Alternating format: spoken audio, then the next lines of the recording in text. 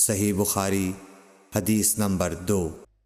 حدثنا عبد الله بن يوسف قال أخبرنا مالك عن هشام بن عروة عن أبيه عن عائشة أم المؤمنين رضي الله عنها أن الحارث بن هشام رضي الله عنه سأل رسول الله صلى الله عليه وسلم فقال: يا رسول الله، كيف يأتيك الوحي؟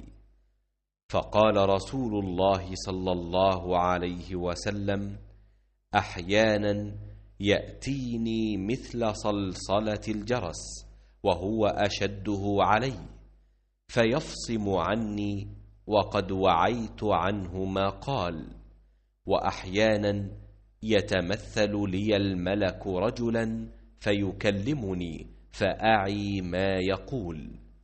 قالت عائشة رضي الله عنها: ولقد رأيته ينزل عليه الوحي في اليوم الشديد البرد فيفصم عنه وإن جبينه ليتفصد عرقا। हुजूर अकरम सल्लल्लाहु अलैहि वसल्लम ने फरमाया कि वही नाजिल होते वक्त कभी मुझको घंटी की सी आवाज़ महसूस होती है और वही की ये कैफियत मुझ पर बहुत शाख गुज़रती है।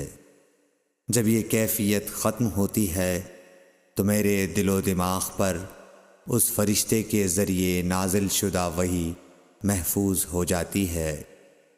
और किसी वक्त ऐसा होता है कि फ़रिश्ता बशक्ल इंसान मेरे पास आता है और मुझसे कलाम करता है, बस मैं उसका कहा हुआ याद रख लेता हूँ